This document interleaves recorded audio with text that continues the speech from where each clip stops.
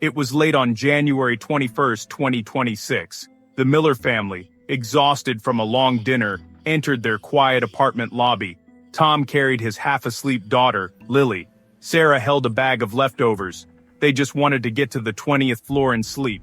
The elevator's golden doors reflected their tired faces. Tom pressed the button. The doors slid open with a soft whoosh. Inside, the dim light cast long shadows on the wood-paneled walls. They stepped in, the carpet muffling their footsteps. Tom pressed 20. The number glowed red.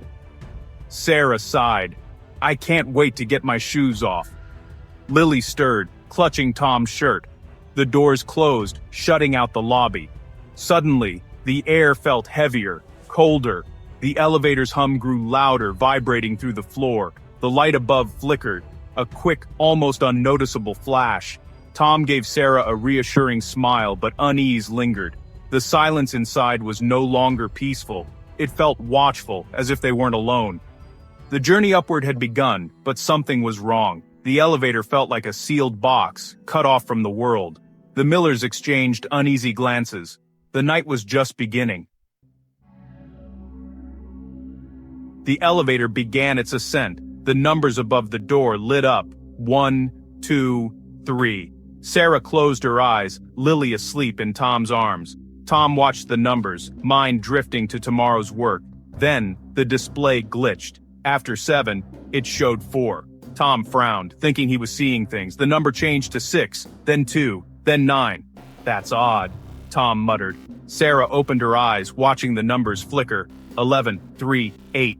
The elevator shuddered, the numbers jumping out of order. Tom pressed 20 again, but nothing changed.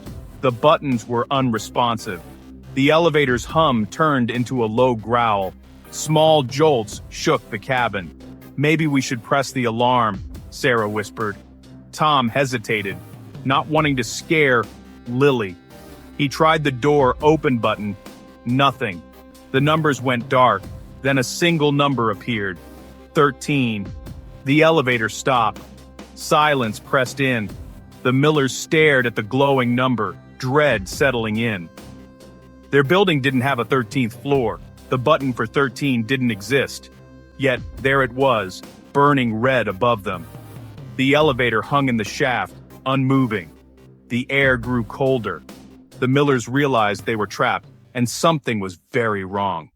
The number 13 glowed, though the building had no such floor. The elevator stopped, suspended in darkness. An unnatural cold seeped in, chilling them to the bone. Sarah shivered, hugging herself. Tom saw his breath in the air. The light flickered, plunging them into brief, total darkness. Each flash revealed only themselves, yet the sense of being watched grew. The air thickened with menace.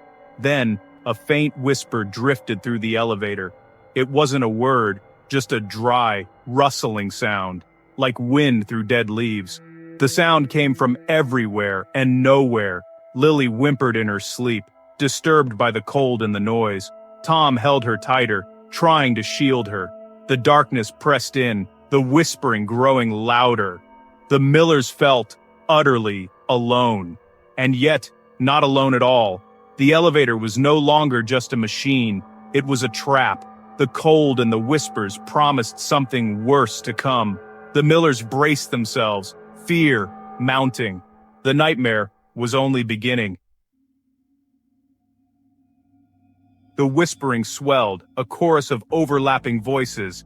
Dozens of murmurs filled the elevator, cold and sorrowful. Sarah covered her ears, crying out, "Make it stop!"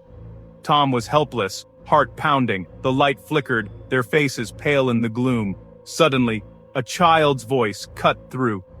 "Stuck!" The other whispers echoed it, chanting, "Stuck! Stuck! Stuck!" Tom slammed his fist against the wall. "Let us out!" The whispers fell silent, replaced by a heavy, expectant hush. Then, the child's voice giggled, chilling and close. It whispered, "Never." The elevator seemed to shrink, the air thick with dread. The Millers realized escape was impossible. The voices had a message. They were trapped. The darkness pressed closer.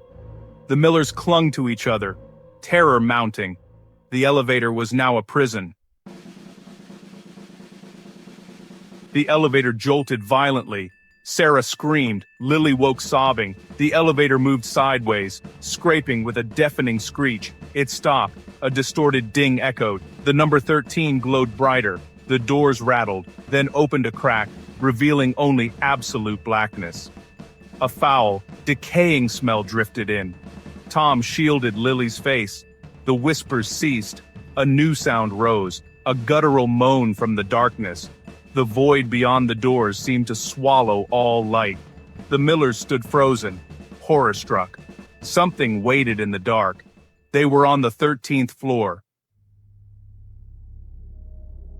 From the blackness, pale hands emerged. First one, then many. They slid through the crack, fingers twitching, unattached to arms. Some were large, others childlike, all ghostly white. The hands floated, reaching, searching. Sarah sobbed, hiding her face in Tom's shoulder.